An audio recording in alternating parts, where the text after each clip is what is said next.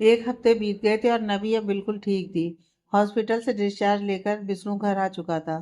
शाम की फ्लाइट थी, इसलिए नैना पैकिंग में लगी हुई थी। रवि नबी को अपनी गोद में लिए हुए उसके साथ खेल रहा था। तभी विष्णु वहां आता है और नबी भागकर उसकी गोद में चढ़ जाती है। मामो, अब तो नबी बिल्कुल ठीक हो चुकी है, तो हम नानी माँ के पास चले। विष्णु नबी के गाल को छूते हुए प्यार से कहता है। हाँ, आप मम्मा पापा तीनों जा रहे हैं आज नानी माँ के पास। लेकिन मामू बाद में आएंगे, क्योंकि मामू को बहुत इंपॉर्टेंट काम है। विष्णु की बात सुन नैना भौहें सिकोड़ कर उसे देखते हुए कहती है। आप वापस नहीं चल रहे? लेकिन क्यों? हम जिस काम के लिए आए थे वो तो हो गया, फिर यहाँ रुकने का क्या फायदा? विष्णु नबी को अपनी गोद में उतार उससे कहता है। अपने रूम में जाओ और देखो मामू ने आपके लिए कितना अच्छा वाला वीडियो गेम मंगवाया है, सरप्राइज। विष्णु की बात सुन नबी खुशी में उछलते हुए अपने कमरे की ओर चली जाती है। विष्णु नैना की ओर देख कहता है। तू रवि के साथ जा, मुझे यहाँ कुछ जरूरी काम आ गया है, मैं कुछ दिनों बाद आऊँगा। यह सुन रवि अपनी जगह से उठकर विष्णु के पास आता है और कहता है। सर, अगर ऑफिस से रिलेटेड कोई काम है तो मुझे बता दे, मैं रुक जाता हूँ, मैं कर लूँगा। विष्णु रवि की तरफ देखते हुए कहता है। नहीं रवि, ये मेरा पर्सनल काम है और इसे करना बहुत ज़रूरी है। नैना असमंजस के भाव लिए कहती है। लेकिन भाई आप। नैना, जितना कहा है उतना कर। मैं कह रहा हूँ ना कि मुझे काम है। तू रेडी हो जा और नबी को भी तैयार कर ले। इतना कह विष्णु अपने कमरे की ओर चला जाता है।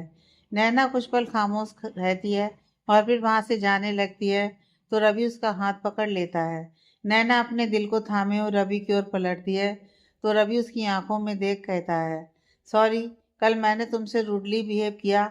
मुझे ऐसा नहीं कहना चाहिए था कि तुमने मुझे नबी के बारे में ना बताकर गलत किया। शायद विष्णु सर ने तुम्हें ऐसा करने के लिए कहा होगा, इसलिए तुमने ऐसा किया। लेकिन तुम्हारे पास्ट को लेकर जो बातें मैंने कही थी उनके लिए मैं माफ़ी नहीं मांगूंगा, क्योंकि यह तुम्हारा दिल भी जानता है कि तुम आज भी उसे भूल नहीं पाई हो। इतना कह रवि वहां से चला जाता है और नैना खामोश खड़ी रह जाती है। तो वहीं दूसरी ओर चांदनी अपने कमरे में इधर से उधर घूम रही है। उसके हाथ में उसका मोबाइल है, जिससे वो लगातार किसी को कॉल करने की कोशिश कर रही है। तभी अनीसा उसके पास आती है और कहती है। क्या बात है चांदनी, तुम काफ़ी परेशान लग रही हो। चांदनी मुंह बनाए हुए कहती है। नैना और नबी आज जा रहे हैं, उनकी शाम की फ्लाइट है। नैना की कॉल आई थी कि जाते हुए एक बार वो और नबी मुझसे मिलना चाहते हैं। मैं नैना की रिक्वेस्ट को मना नहीं कर पाई और उसे हाँ कह दिया। बट मुझे ये भी पता है कि एडी मुझे वहां जाने की परमिशन नहीं देगा। बस उसे ही कॉल कर रही थी कि एक बार पूछ लूं, लेकिन कॉल ही नहीं उठा रहा। चांदनी की बात सुन अनीसा मुस्कुराकर कहती है। अब मन्नू किसी की सर्जरी में बिजी होगा, तुम जाओ, मैं उसे बता दूंगी कि तुम नैना और नबी से मिलने गई हो। अनीसा की बात सुन चांदनी मुंह बना कहती है।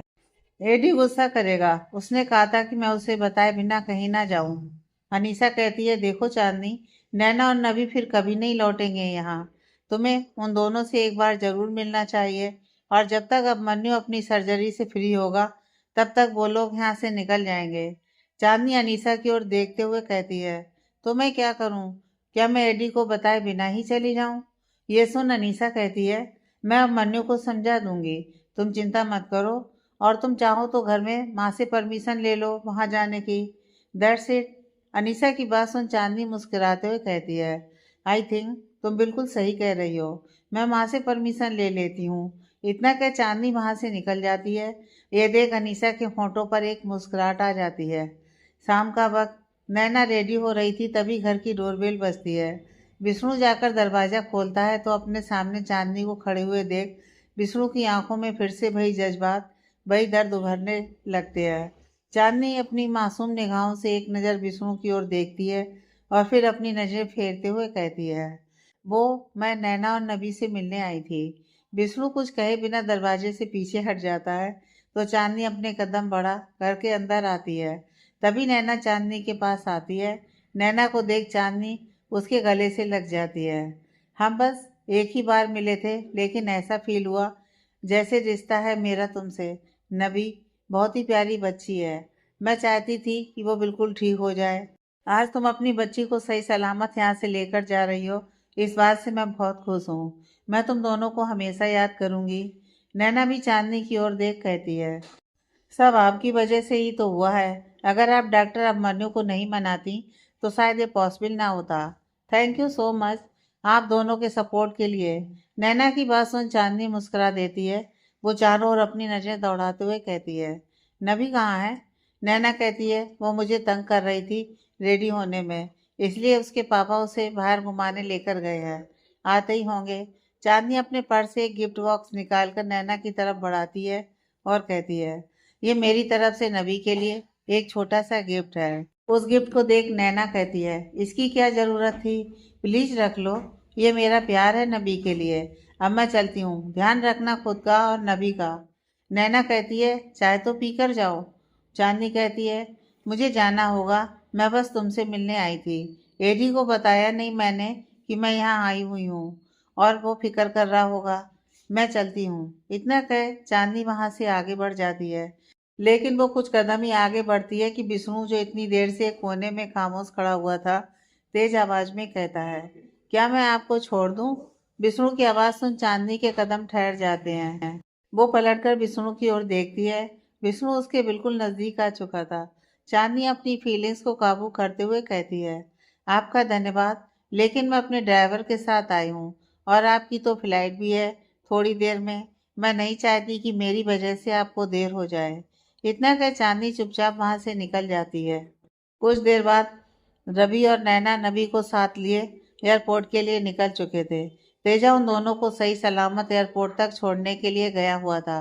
तो वहीं विष्णु दूसरी कार लेकर सुनसान गलियों में निकल पड़ा था, अपने बेचैन दिल का सुकून तलाशने, अपनी तन्हाइयों से बातें करने को। उसका एक हाथ गाड़ी की स्टीयरिंग पर था, तो दूसरे हाथ से वो सिगरेट पी रहा था।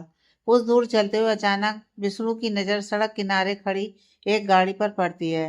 वो अचानक से ब्रेक लगाता है जब उस गाड़ी के पास उसे चांदनी खड़ी हुई दिखाई देती है। विष्णु जल्दी से अपनी कार से उतरता है और चांदनी के पास जाकर कहता है, कैन आई हेल्प यू? चांदनी विष्णु की ओर देख कहती है, वो पता नहीं कैसे गाड़ी खराब हो गई। ड्राइवर काफी देर से बनाने की कोशिश कर रहा है, लेकिन बन नहीं रही है। तो चलिए, मैं आपको आपके घर छोड़ देता हूँ। विष्णु की बात सुन चांदनी हिचकिचाते हुए कहती है, नहीं, इसकी कोई ज़रूरत नहीं है। मैंने घर पर कॉल कर दिया है, गाड़ी बस आती ही होगी। चांदनी की बात सुन विष्णु कहता है, आपको मैं कोई डेंजरस इंसान लगता हूँ क्या? या डर लगता है आपको मुझसे? आपको भरोसा नहीं है कि मैं आपको सही सलामत आपके घर छोड़ सकता हूँ? विष्णु की बात पर चांदनी कुछ असहज सी होती हुई कहती है, ऐसी बात नहीं है मिस्टर त्रिपाठी। एक्चुअली हमारी पहली मुलाकात ऐसी अजीब सी गलतफहमी से शुरू हुई थी, तो मैं बस उसे याद कर थोड़ी अनकंफर्टेबल हो जाती हूँ। यह सुन विष्णु कहता है, उस गलतफहमी के लिए और मेरी उस हरकत के लिए आई एम सॉरी। चलिए, मैं आपको घर छोड़ देता हूँ।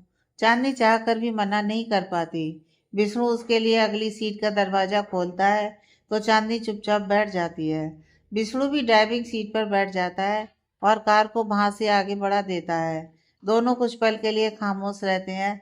फिर चांदनी को सोचते हुए कहती है, आपको तो निकलना था ना, नैना और नबी को लेकर। फिर आप यहाँ क्या कर रहे हैं?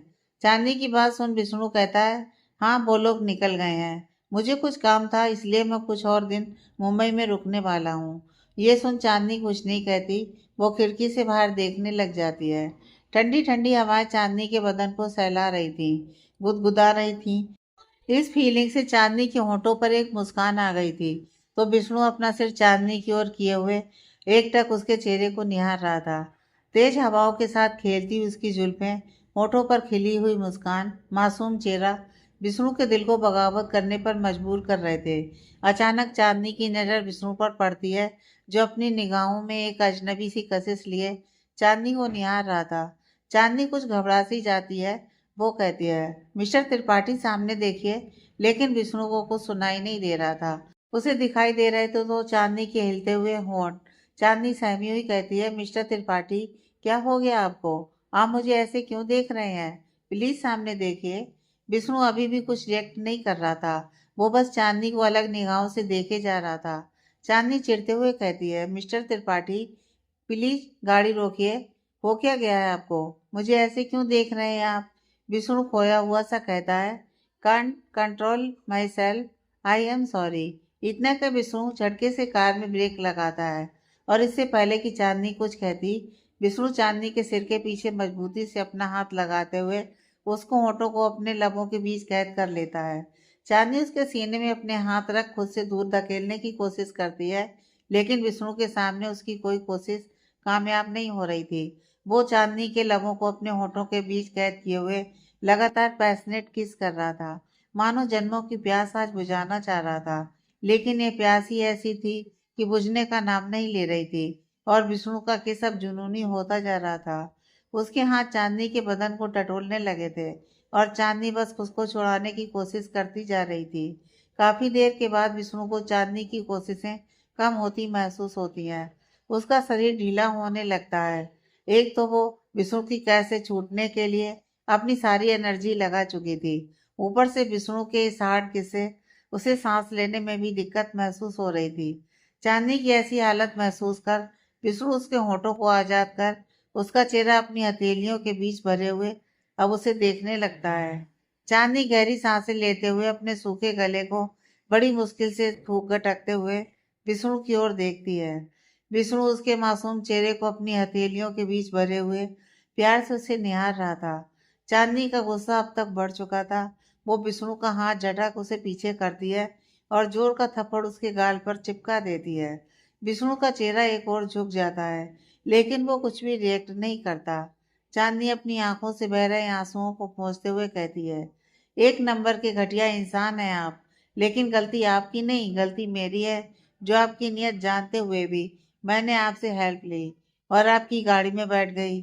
शर्म नहीं आपको? एक शादीशुदा लड़की के साथ ऐसी बदतमीजी करने में?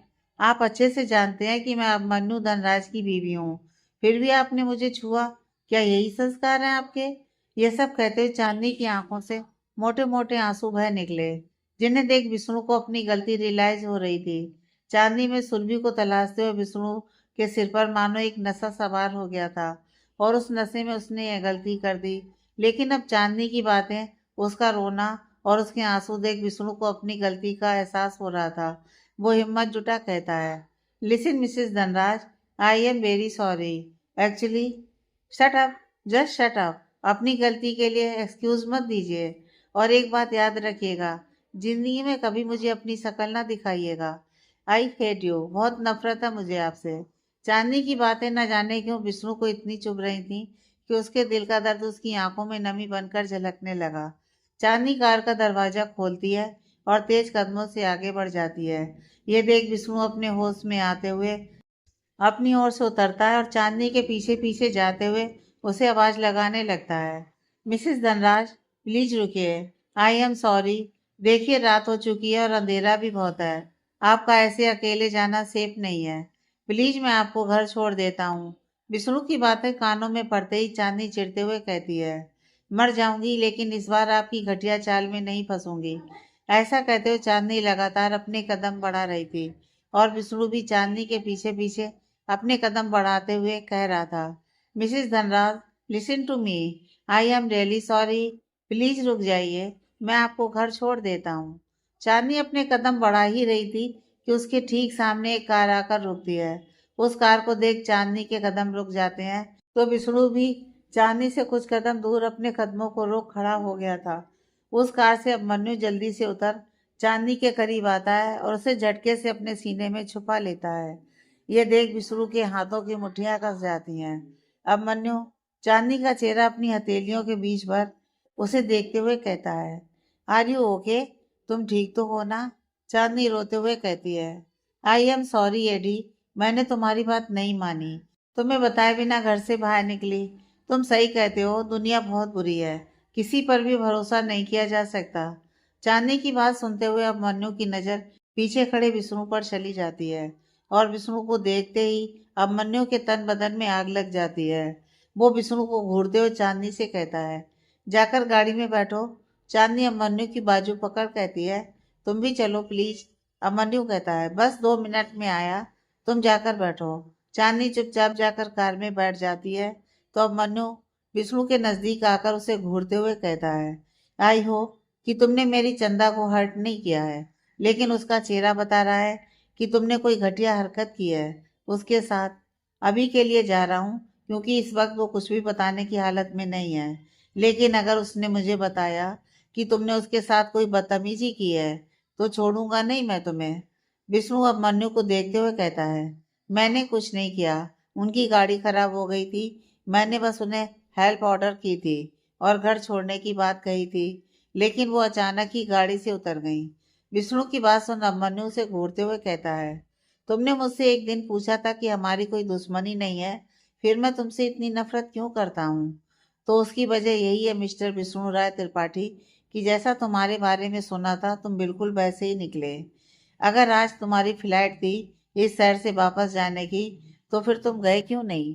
तुमने मुझसे वादा किया था कि नबी की सर्जरी के बाद यहाँ से चले जाओगे, बट मैं भूल गया था कि तुम्हारे जैसे इंसान के लिए वादे और शर्तों की कोई वैल्यू नहीं होगी। अब मन्नू की बात सुन विष्णु गुर्राती हुई आवाज में कहता है, ये शहर तुम्हारे पिताजी का नहीं है अभिमन्यु धनराज, मेरे अपने रीजंस हैं यहाँ रुकने के। अभिमन्यु तिरछा मुस्कुराकर कहता है, साफ साफ क्यों नहीं कहते कि मेरी किसी चीज पर दिल आ गया है तुम्हारा और अब अपने स्वभाव के अनुसार तुम मुझसे वो चीज छीनने की कोशिश करोगे, इसलिए रुके हो ना यहाँ। But let me clear one thing mister Vishnu Rai Tripathi, मैं भी अब मन्नू धनराज हूँ। जो मेरा है वो मेरा है, किसी भी कीमत पर कोई उसे मुझसे नहीं छीन सकता। विष्णु कुछ नहीं कह पाता, वो अब मन्नू को तीखी नजरों से घूरता रह जाता है। तो अब मन्नू भी कुछ पल उसे एक शार्प लुक देते हुए जाकर अपनी कार में बैठ जाता है और कार को टर्न करते हुए वहां से निकल जाता है। विष्णु अपने गुस्से को कंट्रोल करने की कोशिश में अपनी दोनों हथेलियों को अपने बालों में चलाते हुए जोर से चीखता है, हाँ, ये क्या हो गया मुझसे? क्यों किया मैंने ऐसा? क्यों अपने एहसासों को काबू नहीं कर सका? डिस्गस्टिंग विष्णु, तुम्हें ऐसा नहीं करना चाहिए था। विष्णु को खुद पर ही गुस्सा आ रहा था। तो वहीं दूसरी ओर अभिमन्यु की कार उसके घर के बाहर जाकर रुकती है तो चांदनी बिना एक पल की देरी किए हुए तेज कदमों से घर के अंदर की ओर जाने लगती है। अभिमन्यु उसे आवाज देता है, चांदनी रुको, लेकिन चांदनी अपने आंसू पोंछते हुए सीधा अपने कमरे की तरफ चली जाती है। अभिमन्यु भी उसके पीछे जाने लगता है। तभी अनीसा उसके सामने आ जाती है और अभिमन्यु को हैरानी से देखते हुए कहती है, क्या हुआ अभिमन्यु, तुम इतने परेशान क्यों हो? और चांदनी को क्या हुआ है? उसका चेहरा क्यों मुरझाया हुआ है? झूठी फिक्र दिखाने की जरूरत नहीं है, हटो मेरे रास्ते से। अभिमन्यु अनीसा की बाजू पकड़ उसे किनारे कर अपने कमरे की ओर बढ़ जाता है। अनीसा एक मुस्कान लिए खुद से कहती है, लगता है तीर निशाने पर लगा है। मैं उस लड़की को उसकी सही जगह पर भेज के रहूंगी, क्योंकि जिस जगह पर वो राज कर रही है वो जगह मेरी है। चांदनी कमरे में पहुंचती है तो खुद को आईने में देखने लग जाती है। अपने होठों पर नजर डालते ही चांदनी की आंखों में विष्णु का वो फोर्स किस तैरने लगता है। चांदनी कसकर अपनी आंखें बंद कर लेती है, उसकी आंखों से आंसू बहने लगते हैं। अब मन्नू चांदनी के कंधे पर हाथ रखता है तो चांदनी उसका हाथ जोर से झटक देती है और कहती है, दूर रहो मुझसे।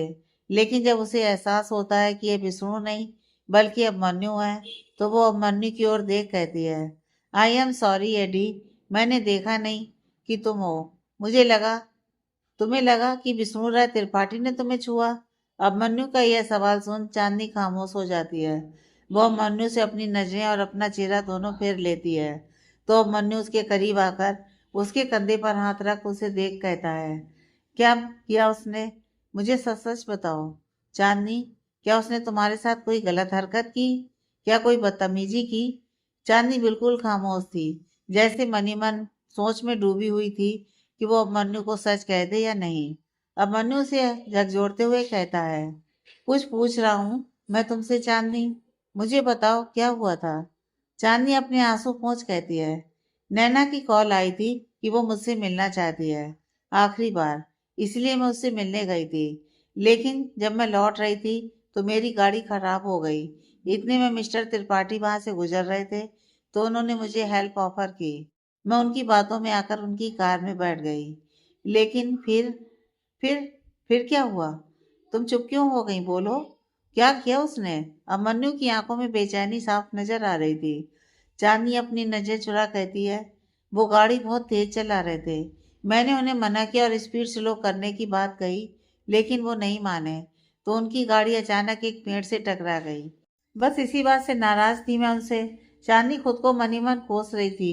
वो जानती थी कि सरासर झूठ बोल रही है अभिमन्यु से, लेकिन वो ऐसा क्यों कर रही है, ये सवाल उसे परेशान किए जा रहा था। क्यों वो अपने पति को विष्णु की हरकत के बारे में चाह कर भी नहीं बता पा रही थी। चांदनी इन्हीं उलझनों में उलझी हुई थी।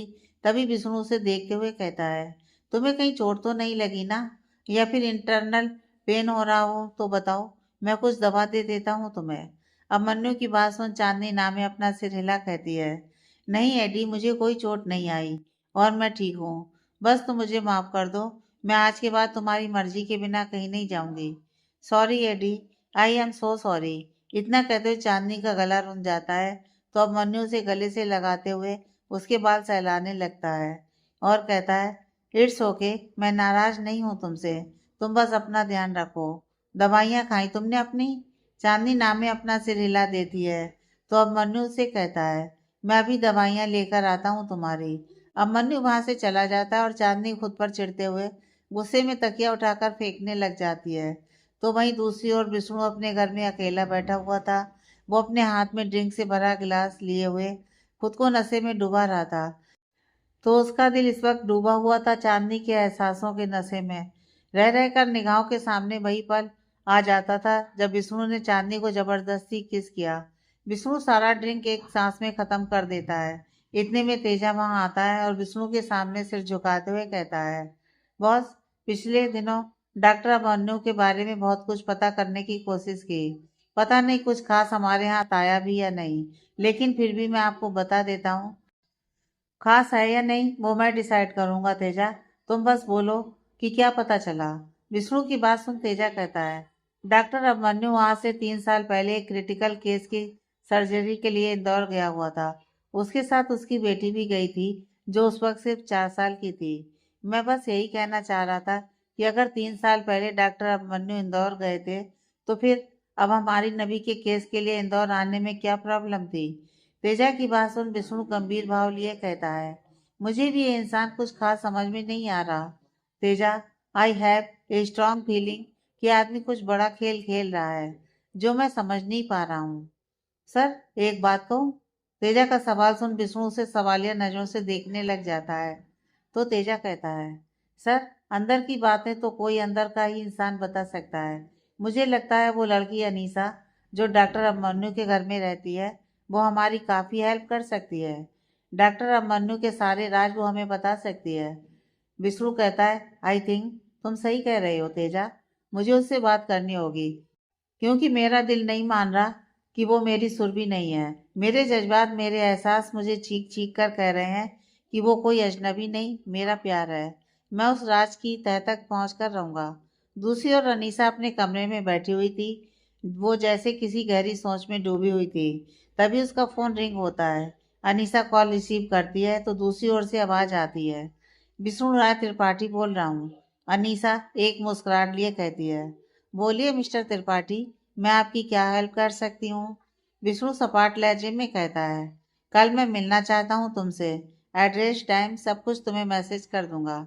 अनीसा अपनी जगह से उठ खड़ी होती है और अपने कदम बढ़ाते हुए बड़े स्टाइल में कहती है, और अगर मैं कहूँ कि मैं आपसे नहीं मिलना चाहती तो?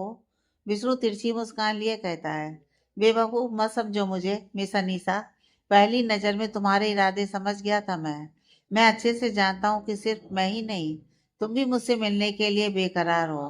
तो टाइम पास करने से अच्छा है कि हम दोनों एक दूसरे से मिलकर सारे डाउट क्लियर कर लें। ये सुन अनीसा अपनी बहुएं चढ़ाते हुए कहती है, वेरी स्मार्ट मिस्टर त्रिपाठी। ठीक है, मिलते हैं फिर। आपके बताए हुए एड्रेस और वक्त पर मैं पहुंच जाऊंगी, लेकिन मेरी एक ही शर्त है। विष्णु अपनी आईब्रो सिकोड़ते हुए कहता है, कैसी शर्त? अनीसा मुस्कुराकर कहती है, आप अकेले आएंगे मुझसे मिलने, अपने सो कॉल्ड बॉडीगार्ड के साथ नहीं, बल्कि एक नॉर्मल इंसान की तरह। विष्णु मुंह बनाते हुए कहता है, तुम्हारे घर में सबको शर्तें रखने की बीमारी है क्या? कुछ अजीब सी शर्त रखी है तुमने। फिर भी मंजूर है मुझे, वक्त पर पहुंच जाना। इतना का विष्णु कॉल कट कर देता है। तो अनीसा के चेहरे पर खुशी के साथ साथ एक रहस्यमय भाव उभर आता है। वो खुद से ही कहती है, इस पल का तो मैं काफी दिनों से इंतजार कर रही थी। आगे आगे देखो होता है क्या। वहीं दूसरी ओर हर्ष बाथरूम से बाहर निकलता है। उसने अपने कमर पर एक टॉवल बांधा हुआ था और दूसरी टॉवल से अपने गीले बालों को पोंछ रहा था। हर्ष जाकर आईने के सामने खड़ा हो जाता है। तभी कमरे का दरवाजा खोल रीना अंदर आती है। लेकिन जब वो हर्ष को इस तरह बिना कपड़ों के देखती है तो उसके हाथ में लिया हुआ चाय का कप डगमगाने लगता है। दोनों की निगाहें कुछ पल के लिए एक दूसरे से उलझी तो दोनों के दिलों की धड़कनें एक साथ शोर करने लगीं। लेकिन फिर रीना हर्ष की अट्रैक्टिव बॉडी से अपनी नजरें हटाते हुए अपने हाथों में लिया चाय का कप साइड टेबल पर रखती है और अपनी नजरें नीचे झुकाए हुए कहती है, सॉरी, वो मैं तुम्हें चाय देने के लिए आई थी।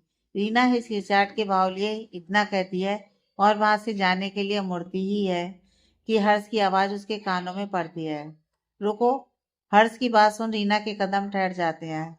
वो अपनी तेज सांसों को काबू करते हुए हर्ष की तरफ अपनी पीठ करके खड़ी रहती है।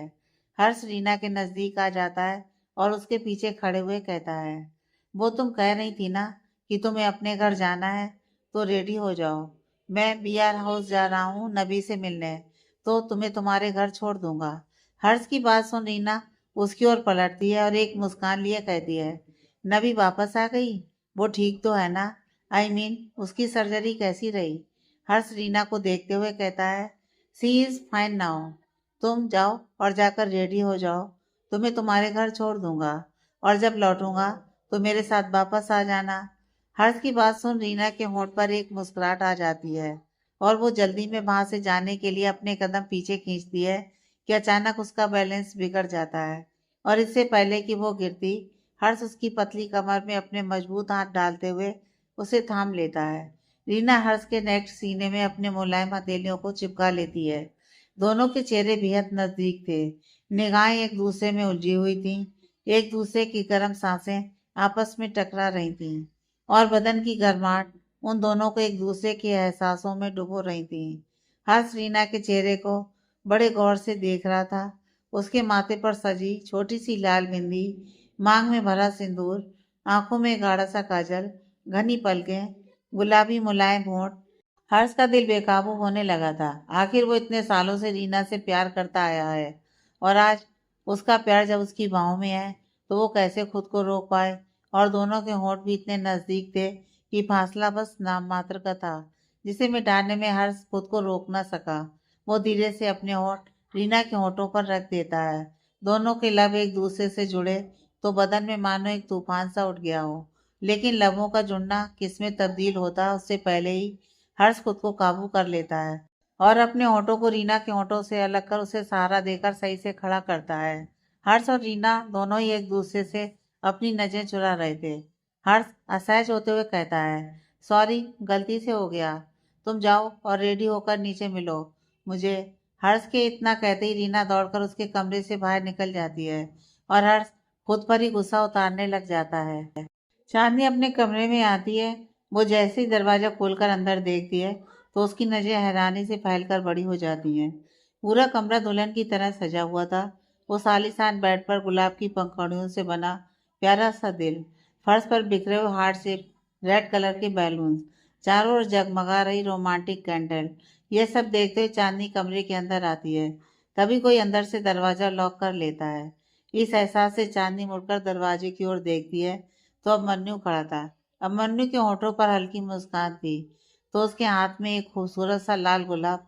चांदनी असमंजस के भाव लिया मन्नू को देख रही थी तो अब मन्नू भी चांदनी को एकटक देखते हुए अपने मन में कहता है, बस बहुत हो गया चांदनी, अब मैं और इंतजार नहीं कर सकता। मैं जानता हूँ कि कल रात उस विष्णु राय त्रिपाठी ने तुम्हें गलत नियत से छुआ, फिर भी तुमने मुझसे झूठ बोला। इससे पहले कि तुम्हारे अतीत के एहसास तुम्हें याद आने लगे और तुम उस विष्णु राय त्रिपाठी की ओर झुकने लगो, मैं तुम्हें अपने एहसासों में रंग दूंगा। तुम्हें खुद से ऐसे जोड़ लूंगा कि तुम चाहकर भी मुझसे अलग ना हो पाओगी। और कभी उस विष्णु राय को तुम्हारी असलियत मालूम पड़ भी गई तो वो तुम्हें अपनी जिंदगी में वापस नहीं अपना सकेगा। चांदनी अब मन्नू को खामोश देखती है तो उसके पास आकर कहती है, ये सब क्या है एडी? अब मन्नू चांदनी के सामने अपने घुटनों के बल बैठ उसकी ओर हाथ में लिया गुलाब बढ़ाते हुए कहता है, I love you Chandni, I love you so much. इन 3 सालों में मैं तुमसे दूर रहा, तुम्हारे ठीक होने का इंतजार करता रहा, ये सोचता रहा कि तुम्हारी ऐसी हालत में मुझे तुम्हें किसी भी तरह से हर्ट नहीं करना चाहिए। लेकिन वक्त हाथ से फिसलता जा रहा है चंदा। मुझे डर लगने लगा है कि कहीं मैं तुम्हें खो ना दूं। मैं अब और ज्यादा इंतजार नहीं कर सकता। मैं तुमसे दूर नहीं रह सकता। चलो फिर से जीते हैं वो प्यार के लम्हे जो सिर्फ हमारे थे। फिर से करते हैं एक दूसरे से वही मोहब्बत जो 3 साल पहले थी हमारे बीच। तुम्हें याद नहीं, लेकिन मुझे तो याद है ना। तुम बस मुझ पर भरोसा रखो। मैं तुम्हारे लिए बहुत ही खूबसूरत और हसीन नई यादें बनाऊंगा। तुम्हें कभी पुरानी यादों को खो देने का अफसोस नहीं होगा। चांदनी खामोश थी। वो बस आश्चर्य के भाव लिए अब मन्नू की बातें सुन रही थी। अब मन्नू चांदनी की ओर देख कहता है, जैसी माई लव। चंदा, अब मन्नू की प्यार से भरी रिक्वेस्ट सुन। चांदनी उसके हाथ से गुलाब ले लेती है और बिना मन के मुस्कुरा देती है। अब मन्नू के होंठ भी खिल जाते हैं, जैसे कोई बहुत बड़ी जंग जीत ली हो उसने। वो अपनी जगह पर खड़ा हो जाता है और चांदनी के चेहरे को अपनी हथेलियों के बीच भर उसके चेहरे को देखते हुए कहता है, आई लव यू चंदा, आई लव यू सो मच। न जाने क्यों चांदनी असहज सा महसूस कर रही थी। वो अब मन्नू का हाथ अपने चेहरे से हटा कहती है, एडी क्या कर रहे हो? अंशु आ जाएगी। क्या सोचेगी वो ये सब देखेगी तो? ये सब जल्दी से हटाना होगा। इतना कि चांदनी एक कैंडल उठा उसे फूंक मारकर बुझाती है। तो अब मन्नू उसके बेहद करीब आकर उसका हाथ पकड़ लेता है और कशिश भरी आवाज में कहता है, अंशु को उसकी दादी के पास सुलाकर आया हूँ, तुम फिक्र ना करो। और मन्नू चांदनी के फेस को अपनी नसीली निगाहों से ताकते हुए उसकी हथेली पर अपने लबों से किस करता है। चांदनी घबराते हुए अपना हाथ अब मन्नू की पकड़ से खींच लेती है और कहती है, एडी मेरी बात सुनो प्लीज। अब मन्नू चांदनी के होंठों पर अपनी उंगली रखते हुए कहता है, चुप, आज नहीं। आज कुछ नहीं कहोगी तुम चंदा, सिर्फ महसूस करोगी मुझे और मेरे प्यार को। अब मन्नू चांदनी के फेस को अपनी सख्त हथेलियों के बीच भर लेता है और अपनी नजरों में बेपनाह चाहत लिए उसे देखने लग जाता है। चांदनी कुछ रिएक्ट नहीं कर रही थी, लेकिन उसका चेहरा उसकी घबराहट और छटपटाहट को साफ बयान कर रहा था। अब मन्नू चांदनी के होठों को चूमने के लिए उसके नजदीक बढ़ता है, लेकिन इससे पहले कि वो चांदनी के होठों को अपने लबों से छू पाता, चांदनी उसे धक्का देकर खुद से दूर कर देती है। अब मन्नू चांदनी से कुछ कदम पीछे हो जाता है और उसके चेहरे पर अभी तक जहाँ प्यार के भाव थे, वो अब गुस्से और हैरानी के भाव में बदल चुके थे। चांदनी अपनी आंखों में आंसू भरे अब मन्नू की ओर देख कहती है, Eddie I am sorry. I know कि तुमने इन 3 सालों में कभी मेरे साथ किसी भी तरह की कोई जोर जबरदस्ती नहीं की। तुम बस इंतजार करते रहे मेरे नॉर्मल होने का। और मैं ये भी जानती हूँ कि ये सिर्फ तुम ही कर सकते थे, क्योंकि तुम मुझसे प्यार करते हो। बट मुझे नहीं पता क्यों तुम्हारे छूने से मुझे इतना अनकंफर्टेबल फील होता है, जबकि हमारी एक बच्ची भी है। फिर क्यों मैं तुम्हारे करीब नहीं आ पाती? एडी मैं जानती हूँ तुमने बहुत वक्त दिया है मुझे, बट प्लीज थोड़ा सा, बस थोड़ा सा वक्त और दे दो। अभी मुझे ये सब बहुत अनकंफर्टेबल लग रहा है। मैं चाह कर भी तुम्हारे करीब नहीं आ पा रही। तुम समझ रहे हो ना अभिमन्यु? अभिमन्यु जो अपने चेहरे पर बेपनाह गुस्सा समेटे हुए था, चांदनी के सवाल पर दांत पीसते हुए कहता है, नहीं, नहीं समझ पा रहा मैं कि एक पति के छूने से एक पत्नी कैसे अनकंफर्टेबल हो सकती है, वो भी एक बच्ची की माँ बनने के बाद। एडी मेरी बात सुनो, देखो। चांदनी अपनी बात कह भी नहीं पाई थी कि अब मन्नू कमरे का दरवाजा जोर से बंद कर कमरे से बाहर जा चुका था। चांदनी को बहुत बुरा लग रहा था। वो खुद को समेटते हुए जमीन में बैठ जाती है और रोने लग जाती है। Sorry Eddie, I am sorry. इन 3 सालों में पहली बार तुम्हारी आंखों में मैंने मेरे लिए ख्वाहिश देखी, और मैं उस ख्वाहिश को चाह कर भी पूरा नहीं कर पाई। मैंने तुम्हारा दिल तोड़ दिया। बट बिलीव मी एडी, मैं खुद नहीं जानती ऐसा क्या है जो मुझे तुम्हारे करीब आने से रोक रहा है। ये कौन से एहसासों की बेड़ियां पड़ी हुई हैं मेरे पैरों में जो मुझे तुम्हारी ओर बढ़ने नहीं देती। अगले दिन शाम का वक्त एक फेमस कैफे के अंदर चेयर पर बैठी अनीसा ड्रिंक कर रही थी। तभी विष्णु आकर उसके सामने बैठ जाता है और उसे देखते हुए कहता है, लेट्स स्टार्ट। अनीसा मुस्कुराकर कहती है, रिलैक्स मिस्टर त्रिपाठी, पहले कुछ ड्रिंक वगैरह तो लीजिए, बातें तो होती रहेंगी। विष्णु तीखी नजरों से अनीसा की ओर देख कहता है, मेरा वक्त बहुत कीमती है मिस अनीसा, तो बर्बाद करने की सोचना भी मत। अब मेरे सवालों के जवाब दो। उस दिन हॉस्पिटल में जब मैं डॉक्टर अभिमन्यु का पूरा दिन इंतजार कर रहा था और वो मुझसे मिलना नहीं चाह रहा था, तब तुमने मुझे बताया था कि इस वक्त डॉक्टर अभिमन्यु मुझे कहाँ मिलेगा, और तुम्हारे कहने पर मैं उस रिसोर्ट में गया भी था, लेकिन वहाँ उसकी वाइफ थी, ना कि अभिमन्यु। तो फिर झूठ कहकर मुझे वहाँ क्यों भेजा था तुमने? अनीसा मुस्कुराकर कहती है, मैंने झूठ नहीं कहा था मिस्टर त्रिपाठी। उस दिन अभिमन्यु अपनी वाइफ को प्रपोज करने वाला था।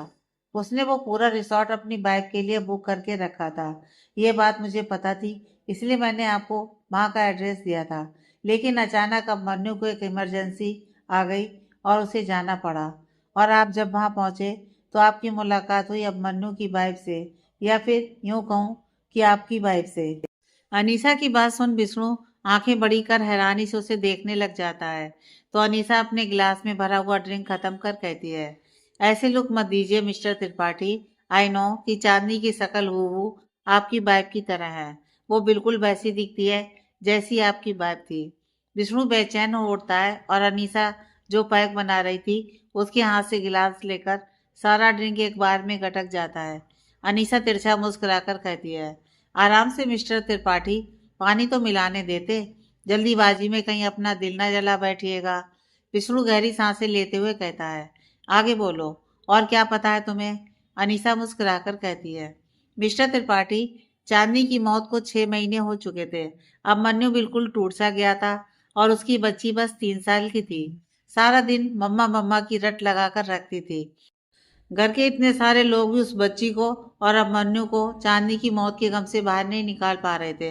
अभिमन्यु ने तो अपनी बेटी को ये कहकर बहला दिया था कि उसकी मम्मा जल्द वापस आएंगी, वो किसी मिशन पर गई हुई हैं। लेकिन अभिमन्यु खुद को नहीं समझा पा रहा था। 6 महीने उसने खुद को सारी दुनिया से अलग करके रखा। उसकी जिंदगी मानो थमसी गई थी। फिर एक दिन उसे इंदौर से कॉल आई किसी सर्जरी के लिए। घर वालों के लाख समझाने पर अभिमन्यु मान गया इंदौर जाने के लिए। लेकिन अंशु ने भी जिद की कि वो भी साथ जाएगी, इसलिए अभिमन्यु उसे भी साथ ले गया। इन 6 महीनों में घर के सभी लोगों ने यह डिसाइड कर लिया था कि अब चांदनी नहीं रही तो अंशु को एक माँ की ज़रूरत है, और अभी को एक हमसफ़र की। अपनी माँ के प्रेशर और इमोशंस में अभिमन्यु ने भी मुझसे शादी करने के लिए हाँ कह दी थी। लेकिन फिर एक दिन अंशु का फ़ोन आया। वो अपनी दादी से बात कर रही थी। फ़ोन स्पीकर पर था और उस दिन अंशु ने जो कहा उससे मेरी खुशियाँ एक बार फिर मेरे हाथ से फिसल गईं। उसने कहा कि दादी, मैंने एक हॉस्पिटल के बाहर मम्मा को देखा। मम्मा ने मुझे गोद में लिया और प्यार भी किया, बट वो मुझे छोड़कर चली गईं। और जब मैंने ये बात डैडी को बताई तो उन्होंने कहा कि वो मेरी मम्मा नहीं है, वो कोई और है। ऐसा कैसे हो सकता है दादी कि मैं अपनी मम्मा को ना पहचानूं? उस दिन अंशु फूट फूट कर रो रही थी, तो मेरा दिल भी रो रहा था। अंशु अपनी मम्मा के लिए रो रही थी और मेरा दिल मेरे प्यार को एक बार फिर से खो देने के डर से रो रहा था। और हुआ भी वही। कुछ महीनों बाद जब अभिमन्यु वापस आया तो वो चांदनी को अपने साथ लेकर आया। उसने कहा कि चांदनी जिंदा है, बस उसकी याददाश्त जा चुकी है। लेकिन इन 3 सालों में मैंने देखा अभिमन्यु को, वो इस नई चांदनी से बिल्कुल कटा कटा रहता था। जैसे वो अपनी बच्ची की माँ को तो वापस ले आया था, लेकिन अपनी बीवी को नहीं ला पाया था। वो बस उसे काम से काम रखता था, उसका ख्याल रखता था, पर एक जिम्मेदारी की तरह। वो प्यार जो अभिमन्यु चांदनी से करता था, वो चांदनी की वापसी के बाद अभिमन्यु की आंखों में कभी नहीं दिखा। अनीसा की सारी कहानी सुन विष्णु अपने हाथ में लिया ड्रिंक गटक कहता है, तो तुम ये कहना चाह रही हो कि अब मन्नू के साथ जो है वो उसकी बीवी चांदनी नहीं बल्कि मेरी बीवी सुरभि है? अनीसा विष्णु की आंखों में देख कहती है, आई डोंट नो कि आप लोगों के साथ क्या हादसा हुआ, कैसे आपने अपनी बीवी को खो दिया, कैसे आपने उसे मरा हुआ समझ लिया, और अब मन्नू ने ये सब खेल कैसे खेला, कैसे वो आपकी नाक के नीचे से आपकी बाइक फोड़ आकर ले आया और आपको खबर भी नहीं हुई। I don't know anything, but I am 100% sure कि वो लड़की चांदनी नहीं है। और ये बात मैं पहले दिन से जानती हूँ जब अब मन्नू चांदनी को वापस लेकर आया था। विष्णु टेबल पर रखी शराब की बोतल को अपने हाथ में उठा आधी शराब एक सांस में गटकते हुए उसे वापस टेबल पर रख देता है और अपनी जगह पर खड़े हो कहता है, अगर वो मेरी सुरभि है तो डॉक्टर अभिमन्यु की जान ले लूंगा मैं। उसकी हिम्मत कैसे हुई मेरे प्यार को चुराकर अपना बनाने की? विष्णु गुस्से में आगे बढ़ता है कि अचानक उसके कदम लड़खड़ा जाते हैं। उसका सिर घूम जाता है। वो अपने सिर को कसकर पकड़ता है। तब तक अनीसा जल्दी से उसके पास आकर उसे थामती है। मिस्टर त्रिपाठी, क्या हुआ आपको? Are you okay? अनीसा का सवाल सुन विष्णु उसका हाथ झटकते हुए कहता है, मुझे पसंद नहीं कि कोई गैर लड़की मुझे हाथ लगाए। Stay away. अनीसा अपने हाथ पीछे खींच लेती है, लेकिन विष्णु चाह कर भी अपने कदम आगे नहीं बढ़ा पाता। उसके कदम जैसे बंद से गए थे और सिर चकराने सा लगा था। अनीसा मुस्कुराकर विष्णु को देखती है और फिर उसे सहारा देते हुए कहती है, mister Tripathi, let me help you. Vishnu चाह कर भी कुछ कह नहीं पाता। अनीसा विष्णु को सहारा दिए हुए उसे एक रूम में लेकर आती है और उसे आराम से सोफे पर बिठाती है। अनीसा विष्णु की ओर देख कहती है, मिस्टर त्रिपाठी, आप ठीक तो हैं ना? विष्णु अपनी टाई को लूज करते हुए उसे निकालने लग जाता है। वो चिढ़ते हुए कहता है, एसी ऑन करो। मिस्टर त्रिपाठी, एसी तो ऑन है, वो भी बिल्कुल लो टेम्परेचर पर। यह कहते हुए अनीसा के होंठों पर एक मुस्कान थी, जैसे उसने कोई बहुत बड़ी जंग जीत ली हो। विष्णु अपनी शर्ट के बटन खोलने की कोशिश करता है, लेकिन उसके कांपते हुए हाथों से शर्ट के बटन बार बार फिसल जाते थे। इससे इरिटेट होते हुए विष्णु अपनी शर्ट को एक झटके में खींचकर फाड़ देता है और अपने बदन से अलग कर देता है। यह देख अनीसा एक मुस्कुराहट लिए वहां से जाने लगती है, तो विष्णु कसकर उसकी बाजू पकड़ लेता है और अपनी सुर्ख लाल आंखों से उसे घूरते हुए कहता है, क्या मिलाया था तुमने ड्रिंक में, बोलो? अनीसा फुसफुसाकर कहती है, ड्रग्स मिस्टर त्रिपाठी। विष्णु कुछ कहने को होता है, तभी अनीसा तेज कदमों से बाहर निकल जाती है। विष्णु का बदन तापता सा जा रहा था। उसके शरीर की गर्मी उसकी बर्दाश्त से बाहर जा रही थी। वो अपना सिर पकड़े हुए इधर से उधर बेचैनी में टहल रहा था। तभी अनीसा उस रूम के बाहर खड़े हो मुंह बना कहती है, ये चांदनी अभी तक आई क्यों नहीं? जाल तो मैंने सही फेंका था, लेकिन अगर वो नहीं फंसी तो मैं फंस जाऊंगी। होश में आने के बाद ये डेविल मेरा क्या हाल करेगा, मैं सोच भी नहीं सकती। हे भगवान, इतना बड़ा रिस्क लिया है मैंने, तो प्लीज मेरा प्लान सक्सेसफुल कर दो। फ्लैशबैक। अब मन्नू कल रात से नाराज होकर कमरे से क्या निकला था। चांदनी उसे सुबह से पूरे घर में ढूंढ चुकी थी। हॉस्पिटल भी कॉल करके पूछ लिया था, लेकिन अब मन्नू आज हॉस्पिटल भी नहीं गया था। चांदनी का दिल घबरा रहा था, उसे खुद पर ही गुस्सा आ रहा था कि क्यों उसने अब मन्नू का दिल तोड़ा, क्यों उसे नाराज किया। सुबह से शाम होने को आई थी और ना तो अब मन्नू का कॉल लग रहा था, ना ही उसका कुछ पता चल पा रहा था। तभी चांदनी का मोबाइल रिंग होता है। वो सोचती है कि शायद अब मन्नू का फोन होगा, लेकिन स्क्रीन पर जब अनीसा का नंबर देखती है तो उसके होंठों की मुस्कान बुझ जाती है। वो बिना मन के कॉल रिसीव करती है, तो दूसरी ओर से अनीसा कहती है, चांदनी, क्या है ये सब? तुम्हारा और मन्नू का कोई झगड़ा हुआ है क्या? ये सुन चांदनी हैरान हुए कहती है, ऐसी बात नहीं है अनीसा, लेकिन हुआ क्या है? अनीसा कहती है, मैं यहाँ आई थी फिरंगी बार कैफे, मैं अपने दोस्तों के साथ, तो यहाँ मैंने अब मन्नू को देखा। क्या हालत बना रखी है उसने खुद की, पूरे नशे में डूबा हुआ है। इतना नशा कर रखा है कि ठीक से खड़ा भी नहीं हो पा रहा है। यह सुन चांदनी हैरान रह जाती है। वो घबराते हुए कहती है, एडी तो कभी नशा नहीं करता। अनीसा, तुम तो अच्छे से जानती हो। अनीसा कहती है, इसलिए तो तुमसे पूछ रही हूँ कि ऐसा क्या हो गया तुम दोनों के बीच जब मनु ने यह कदम उठाया। देखो चांदनी, मैंने बहुत ट्राई किया उसे घर लाने के लिए, लेकिन वो नहीं मान रहा है। अब तुम चाहो तो आकर उसे मनाओ और यहाँ से लेकर जाओ। मैंने उसे बड़ी मुश्किल से रूम नंबर 106 में भेज दिया है, बट आगे मैं चाह कर भी कुछ नहीं कर सकती। प्लीज तुम आकर उसे संभालो। इतना क्या, अनीसा फोन कट कर देती है। Flashback and. अनीसा के होठों पर एक खुशनुमा मुस्कुराहट थी। तभी उसकी नजर चांदनी पर पड़ती है। चांदनी घबराहट के भाव लिए इधर उधर अपनी नजरें दौड़ा रही थी। शायद वो रूम नंबर 106 की तलाश कर रही थी। चांदनी को देखते ही अनीसा दूसरी ओर छुप जाती है। चांदनी रूम नंबर 106 के दरवाजे पर खड़े हो खुद से कहती है, अनीसा ने यही रूम बताया था, एडी यही होगा। चांदनी दरवाजा खोल रूम के अंदर चली जाती है। यह देख अनीसा हंसते हुए कहती है, एक मछली पानी में गई छपाक। Have fun both you guys. Anisa मटकते हुए वहां से निकल जाती है। विष्णु का पूरा शरीर पसीने से तरबतर था। उसे अपने बदन में एक अजीब सी गर्माहट महसूस हो रही थी, जो उसे बेचैन किए हुए थी। चांदनी अंदर आती है कि अचानक कोई उसका हाथ पकड़ उसे अपनी ओर खींच लेता है। चांदनी कसमसाते हुए कहती है, एडी छोड़ो मुझे। देखो, कल रात के लिए आई एम सॉरी, लेकिन तुम्हें इस तरह खुद को नशे में नहीं डुबाना चाहिए था। विष्णु चांदनी की गर्दन में अपनी गर्म सांसें छोड़ते हुए मधोस आवाज में कहता है, I am going to hurt you. I am sorry, but I cannot control myself. Vishnu की आवाज़ सुन चांदनी उसे धक्का देकर खुद से दूर करती है और उसे सहमी हुई निगाहों से देख कहती है, आप यहाँ? विष्णु चांदनी की ओर एक कदम बढ़ाता है तो चांदनी घबराते हुए कहती है, आई एम सॉरी, आई थिंक मैं गलती से यहाँ आ गई। इतना कह चांदनी दरवाजे की ओर बढ़ती है, लेकिन वो दरवाजे के पास पहुंची ही थी कि विष्णु उसका हाथ पकड़ उसे अपनी ओर खींच लेता है। चांदनी विष्णु के नेक्ड सीने से टकरा जाती है। वो अपना हाथ छुड़ाते हुए कहती है, प्लीज छोड़िए मुझे, जाने दीजिए। विष्णु एक हाथ से गेट लॉक करता है और दूसरे हाथ से चांदनी को पकड़े हुए कहता है, बिलीव मी, मेरे अंदर इस वक्त ऐसा तूफान उठ रहा है जिसे मैं चाह कर भी रोक नहीं सकता। मेरे बस में कुछ भी नहीं। विष्णु की बातों से घबराते हुए चांदनी खुद को छुड़ाने की कोशिश करती है, लेकिन विष्णु उसे गोद में उठा जबरदस्ती बेड पर पटक देता है। चांदनी उठने की कोशिश करती है, लेकिन विष्णु उसके नाजुक हाथों को अपनी गिरफ्त में करते हुए उसके होठों को अपनी कैद में कर लेता है। चांदनी की कोशिशें कम नहीं हो रही थी और ना ही विष्णु की ताकत कम हो रही थी। वो विष्णु की ताकत के सामने खुद को मजबूत नहीं कर पा रही थी। देखते ही देखते विष्णु ने चांदनी के सारे कपड़े खींच उसके बदन से अलग कर दिए और उसके ऊपर हावी हो गया। चांदनी की चीख निकलती उससे पहले ही उसकी आवाज विष्णु के होठों के बीच कैद हो चुकी थी, लेकिन चांदनी के आंसू लगातार बहते जा रहे थे।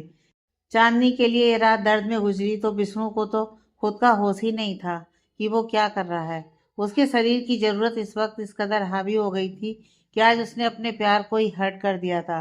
रात के अंधेरे के बाद सुबह का उजाला चांदनी को अपने बदन पर महसूस होता है। वो बिस्तर में एक नज़र अपने बगल में लेटे विष्णु पर डालती है और फिर अपने शरीर पर नज़र दौड़ाती है। खुद को देखते हुए चांदनी को रोना आ जाता है। उसके सीने से लेकर हाथों तक में लाल निशान थे। चांदनी अपने बदन में चादर लपेटे हुए जाकर आईने के सामने खड़ी हो जाती है और खुद को तरस भरी नजरों से देखने लग जाती है। उसके होठों पर हल्का सूखा हुआ खून लगा था, तो पूरी गर्दन में विष्णु के बाइट के निशान बने हुए थे जो लाल से बैंगनी हो चुके थे। उसके बाल बिखरे हुए थे। खुद की हालत देख चांदनी सिसक सिसक कर रोने लग जाती है। उसका जमीर उसे बस यही सवाल पूछ रहा था कि क्या मुंह दिखाएगी वो अभिमन्यु को, कैसे जाएगी उसके सामने अपनी इज्जत पर ये दाग लेकर। चांदनी अपना मुंह दबा लेती है। वो एक नज़र विष्णु को देखती है जो पीठ के बल लेटा हुआ सुकून से सो रहा था। विष्णु को देख चांदनी को उस पर गुस्सा आने लगता है। उसे घिन भरी नजरों से देखती है और फिर अपने कपड़े उठाकर जल्दी से पहनने लगती है। चांदनी अपने कपड़े पहन खुद को समेटे हुए वहां से बाहर निकल जाती है। इधर अभिमन्यु घर आता है तो वो चांदनी को पूरे कमरे में तलाशता है, लेकिन चांदनी उसे कहीं नहीं दिखती। अभिमन्यु घर में सबसे पूछता है, लेकिन किसी को चांदनी के बारे में खबर नहीं थी। अभिमन्यु अनीसा के कमरे में जाता है जो बड़े शौक से अपने नेल में नेल पेंट लगा रही थी। अभिमन्यु उसकी बाजू पकड़ उसे अचानक उठाता है। अनीसा आंखें बड़ी कर हैरानी से कहती है, what is this behaviour? Abhimanyu, मेरी नेल पेंट खराब कर दी तुमने। अभिमन्यु चिढ़ते हुए कहता है, चांदनी कहाँ है? अनीसा अनजान भाव लिए कहती है, चांदनी तुम्हारी बीवी है और तुम ये सवाल मुझसे कर रहे हो? मैं तो उसकी कुछ लगती भी नहीं, मुझे कैसे पता होगा? अनीसा की बात सुन अभिमन्यु दांत पीसते हुए गुस्से में कहता है, यही तो दिक्कत है कि तुम चांदनी को अपना कुछ नहीं मानती, इसलिए तुम उसके साथ कुछ भी कर सकती हो। लेकिन अनीसा, अगर उसे कुछ भी हुआ तो मैं इस बार सच में तुम्हें जान से मार दूंगा। इतना कह अभिमन्यु वहां से निकल जाता है तो अनीसा को सहम सी जाती है।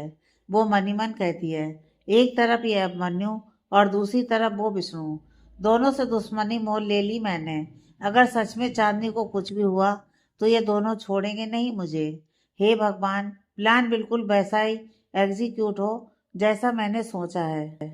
तो वहीं चांदनी खुद को खुद में ही समेटे हुए नंगे पैर सड़क पर चल रही थी। उसे कुछ होश नहीं था कि उसका रास्ता क्या है और मंजिल कहाँ है। वो बस उस जख्म के दर्द में डूबी हुई थी जो उसे विष्णु ने अनजाने में दिया था। अचानक चांदनी के बिल्कुल करीब एक गाड़ी आकर रुकती है। चांदनी अपने होश में आते हुए उस गाड़ी की ओर देखने लग जाती है, तो वहीं दूसरी ओर विष्णु की आंख खुलती है तो वो कसमसाते हुए अपनी आंखें खोलता है। उसका सिर अभी भी बहुत भारी लग रहा था। विष्णु उठकर बैठ जाता है और अपने सिर को पकड़े हुए कुछ पल आंखें बंद करके रखता है, लेकिन उसके ध्यान में कल रात की बातें आने लगती हैं। उसका चांदनी को जबरदस्ती अपने करीब खींचना, जबरदस्ती उसके साथ फिजिकल होना, उसे हर्ट करना, ये सब याद आते ही विष्णु का मुंह खुला का खुला रह गया। वो जल्दी से अपने बगल में देखता है जहाँ चांदनी नहीं थी। ये देख विष्णु बहुत ज्यादा घबरा जाता है। वो जल्दी से अपनी पैंट पहनता है और शर्ट को अपनी बाजुओं में डालते हुए उस कमरे के बाथरूम की तरफ बढ़ जाता है। लेकिन चांदनी बाथरूम के अंदर भी नहीं। ये देख विष्णु बेचैन हो उठता है। वो जल्दी से अपना फोन उठाता है और किसी को कॉल करते हुए वहां से निकल जाता है। दूसरी ओर अभिमन्यु भी चांदनी की तलाश में इधर से उधर भटक रहा था। उसकी कार सीधा विष्णु के अपार्टमेंट के बाहर रुकती है। वो विष्णु का नाम ले चीखते हुए अंदर जाता है, जहाँ दरवाजे पर ही तेजा उसे रोक लेता है तो अभिमन्यु उसे धक्का देते हुए आगे बढ़ता है। विष्णु राय त्रिपाठी, कहाँ है तू? अभिमन्यु की आवाज सुन विष्णु बाहर आता है। तब तक तेजा अभिमन्यु के सिर पर गन तान देता है। यह देख विष्णु तेजा को पीछे हटने का इशारा करता है। तेजा पीछे हो जाता है तो अभिमन्यु जाकर विष्णु का कॉलर पकड़ लेता है और गुस्से में कहता है, मेरी चंदा कहाँ है? विष्णु भौहें सिकोड़ते हुए कहता है, वो तो तुम्हारे ही घर में होगी, मेरे पास क्यों आएगी? आएगी नहीं, लेकिन तुम उसके पीछे पड़े हुए हो। तुम्हारे बारे में जितना सुना था, तुम तो उससे भी कहीं ज्यादा बढ़कर निकले। शर्म नहीं आती किसी की बीवी पर नजर डालते हुए? सीधे सीधे बता दो कि मेरी चंदा कहाँ है। अभिमन्यु की बात सुन वह गुस्से में कहता है, कह दिया ना मुझे नहीं पता, और मेरे पास टाइम बर्बाद करने से अच्छा है कि तुम जाकर अपनी बीवी को ढूंढो। यहाँ तुम्हें कुछ हासिल नहीं होगा। विष्णु की बात सुन अभिमन्यु उसे तीखी नजरों से घूरते हुए कहता है, फिलहाल तो जा रहा हूँ, लेकिन अगर मेरी चंदा के गायब होने में तुम्हारा हाथ हुआ तो छोड़ूंगा नहीं तुम्हें। इतना कह अभिमन्यु वहां से निकल जाता है। अभिमन्यु के जाते ही विष्णु परेशान होते हुए कहता है, तेजा टीम को अलर्ट करो, मुझे चांदनी। कहते हुए विष्णु कुछ पल रुकता है और फिर कहता है, या फिर सुरभि, जो भी है जल्द से जल्द उसका पता लगाओ। मुझे तो लगा था कि वो सीधा अपने घर गई होगी, लेकिन डॉक्टर अभिमन्यु अगर उसे तलाश रहा है, दैट्स मीन्स कि वो अपने घर नहीं पहुंची। उसे कुछ होना भी नहीं चाहिए तेजा, जल्दी ढूंढो उसे। तेजा सहमति में अपना सिर हिला देता है और विष्णु खुद पर चिढ़ते हुए पास में टेबल पर रखा फ्लावर वेस उठाकर जमीन में फेंक देता है। चांदनी की आंख खुलती है तो वो खुद को एक अनजान सी जगह पर पाती है। चांदनी हड़बड़ाकर चारों ओर देखने लग जाती है। वो चेयर पर बैठी हुई थी और उसके हाथ बंधे हुए थे। कमरे में रोशनी बहुत ही कम थी। खुद को ऐसे देख चांदनी घबराने लगती है। वो अपने हाथों को छुड़ाने की कोशिश करने लगती है, लेकिन उसके हाथ काफी सख्ती से बंधे हुए थे। तभी उस कमरे का दरवाजा खुलता है और 3-4 आदमी चांदनी के इर्द गिर्द आकर खड़े हो जाते हैं। चांदनी उन्हें सहमी हुई निगाहों से देख कहती है, कौन हो तुम लोग? मुझे यहाँ क्यों लेकर आए हो? मेरे हाथ खोलो प्लीज। उनमें से एक कहता है, ओ मैडम जरा शांति रखो ना, बहुत जल्दी तुम्हें आजाद कर देंगे। बस एक बार हमारे बॉस आ जाएं, वो अपने हाथों से तुम्हारा हिसाब करेंगे। चांदनी घबराते हुए कहती है, कौन बॉस? और मैंने क्या बिगाड़ा है तुम लोगों का? उनमें से दूसरा आदमी कहता है, इतना अनजान बनने की जरूरत नहीं है डॉक्टर साहिबा। क्या आपको याद नहीं कि 4 साल पहले आपने हमारे बॉस की बीवी का इलाज किया था और आपकी लापरवाही से उनकी जान चली गई थी? चांदनी को तो कुछ भी याद नहीं था, फिर भी वो अपने दिमाग में जोर डालते हुए कहती है, मुझे कुछ भी याद नहीं है, मैंने ऐसा कुछ भी नहीं किया था, प्लीज मुझे जाने दो। तभी उनमें से तीसरा कहता है, लास्ट टाइम हमने आपकी गाड़ी के ब्रेक्स फेल किए थे, लेकिन इतने खतरनाक एक्सीडेंट के बाद भी आप बच गए। मानना पड़ेगा बहुत अच्छी किस्मत है आपकी, लेकिन इतनी भी अच्छी नहीं। इस बार बॉस अपने हाथों से मारेंगे तुम्हें। इस बार बचने का कोई चांस नहीं है डॉक्टर साहिबा। चांदनी बहुत ज्यादा घबराई हुई थी। वो डरते हुए कहती है, प्लीज जाने दो मुझे, मैंने कुछ भी नहीं किया है। थोड़ी देर और सांसें ले लो, थोड़ी देर में बॉस आते होंगे, उसके बाद तो तुम्हारा टाटा बाय बाय हो जाएगा। इतना कह वो सारे आदमी वहां से निकल जाते हैं और चांदनी उन्हें खुद को छोड़ने की गुहार लगाती रह जाती है। तो वहीं दूसरी ओर विष्णु और अभिमन्यु चांदनी को ढूंढने के लिए जमीन आसमान एक किए हुए थे। तेजा भी अपनी टीम के साथ सर्चिंग में लगा हुआ था। विष्णु और चांदनी जिस होटल में कल रात थे, वहां से लेकर जितने भी सीसीटीवी थे, सबको खंगालने के लिए विष्णु ने अपने आदमियों को लगा रखा था। विष्णु अपनी कार को ड्राइव करते हुए सड़कों पर भटक ही रहा था कि उसका फोन बजता है। विष्णु कॉल रिसीव करता है तो दूसरी ओर से तेजा कहता है, बॉस सीसीटीवी फुटेज से एक बात मालूम हुई है कि मैडम को कुछ आदमियों ने जबरदस्ती अपनी गाड़ी में खींच लिया। लेकिन वो गाड़ी बस कुछ फुटेज में ही दिख रही है, पता नहीं किस दिशा में गई होगी। विष्णु का मन निराशाओं से घिर चुका था, लेकिन वो खुद को मजबूत किए हुए कहता है, वो आदमी कौन थे, कुछ पता चला? बॉस, वो लोग उस गुंडे राघवेंद्र आप्टे के आदमी थे, लेकिन वो मैडम को लेकर कहाँ गए, इस बात का अभी पता नहीं चल रहा। विष्णु परेशान होते हुए कहता है, कुछ भी करो तेजा, लेकिन उन आदमियों की लोकेशन पता करो। अगर वो मेरी सुरभि है तो मैं उसे कुछ भी नहीं होने दे सकता, और अगर वो मेरी सुरभि नहीं भी है तब भी वो मेरी वजह से इतनी बड़ी मुसीबत में है, उसे कुछ नहीं होना चाहिए तेजा। मैं कोशिश करता हूँ बॉस। इतना कर तेजा कॉल रख देता है तो इधर चांदनी लगातार अपने हाथों को खोलने की कोशिश कर रही थी। उसे एहसास होता है कि रस्सी की गांठ थोड़ी ढीली हो रही है। इस बात से चांदनी अपनी कोशिश और तेज कर देती है, और बड़ी मेहनत के बाद वो अपने हाथों को आज़ाद कर लेती है। खुद को आज़ाद देख चांदनी खुश हो जाती है और उस कमरे से बाहर निकलने के लिए रास्ते तलाशने लगती है। कुछ देर बाद अपनी हाथ में गन लिए हुए एक आदमी उस कमरे में आता है। उस आदमी ने पैंट और कुर्ता पहना हुआ था। उसके गले में सोने की मोटी सी चैन थी और माथे पर लंबा सा तिलक लगा हुआ था। यह था मुंबई शहर का जाना माना स्मगलर राघवेंद्र आप्टे। वो कुर्सी को खाली देखता है तो उसके चेहरे पर गुस्से के भाव झलकने लगते हैं। वो गुर्राती हुई आवाज में कहता है, चंदू, चंदू। एक आदमी भागता हुआ आता है और सिर झुकाकर कहता है, जी बॉस। राघवेंद्र तीखी नजरों से उसे घूर कहता है, कहाँ है वो लड़की? बॉस वो। इतना कि चंदू कुर्सी की ओर देखता है जहाँ चांदनी नहीं थी। चंदू घबराते हुए यहाँ वहाँ कमरे में तलाशने लगता है और कहता है, बॉस अभी तक तो यही थी, पता नहीं कहाँ चली गई। राघवेंद्र दांत पीसते हुए कहता है, तो अब तेरा भी पता नहीं चलेगा कि तू कहाँ गायब हो गया। इससे पहले कि चंदू को समझ पाता, राघवेंद्र उस पर गोली चला देता है और वो जमीन में गिरकर तड़पने लगता है। राघवेंद्र उस कमरे से बाहर निकल अपने बाकी के आदमियों को कहता है, अगर वो लड़की नहीं मिली तो तुम सब जिंदा नहीं बचोगे, ढूंढो उसे। राघवेंद्र की बात सुन सारे आदमी इधर उधर फैल जाते हैं और चांदनी को ढूंढने लगते हैं। चांदनी अंधेरों में भटक रही थी। उस घर से निकल तो आई थी, लेकिन चारों ओर घना अंधेरा और सुनसान इलाका था। उसे पता ही नहीं था कि वो किस ओर जाए। तभी उसे कुछ आदमियों के कदमों की आहट सुनाई देती है और उनकी आवाज़ें भी चांदनी के कान में पड़ती हैं। यार, किसी भी कीमत पर हमें उस लड़की को ढूंढकर बॉस के सामने पेश करना होगा, वरना हमारा भी वही हाल होगा जो चंदू का हुआ। उन लोगों की बातें सुन चांदनी सहम जाती है। वो छुपने के लिए आगे बढ़ती है। तभी एक आदमी उसे देख जोर से चिल्लाता है, वो रही, पकड़ो उसे। चांदनी और तेजी से भागने लगती है। अचानक एक पेड़ के पीछे से कोई उसका हाथ पकड़ अपनी ओर खींच लेता है। चांदनी की चीख निकलती उससे पहले ही किसी ने उसके मुंह को अपनी हथेली से ढक दिया था। चांदनी अपनी सहमी हुई नजरों से उस इंसान को देखती है तो वो कोई और नहीं बल्कि विष्णु था। ये देख चांदनी उसे नफरत से देखने लगती है और खुद को छुड़ाने की कोशिश करती है, लेकिन विष्णु ने उससे बहुत ही कसकर पकड़ा हुआ था। विष्णु प्यार से कहता है, शोर मचाओगी तो वो लोग हमें पकड़ लेंगे। चांदनी विष्णु का हाथ अपने मुंह से हटा कहती है, आपके जैसा घटिया इंसान मेरी जान बचाए, इससे अच्छा तो यही है कि वो लोग मुझे पकड़ लें और जान से मार दें। चांदी की बात सुन विष्णु उसकी आंखों में देख कहता है, मेरे होते हुए कोई तुम्हें हाथ भी नहीं लगा सकता। मैं अपने लिए नहीं, उन लोगों के लिए डर रहा हूँ, क्योंकि मैं उन सबको जान से मार दूंगा और खून खराबा मैं फिलहाल नहीं करना चाहता। इसलिए कह रहा हूँ, इससे पहले कि कोई हमें पकड़ ले, मेरे साथ चलो। आगे की कहानी नेक्स्ट पार्ट में।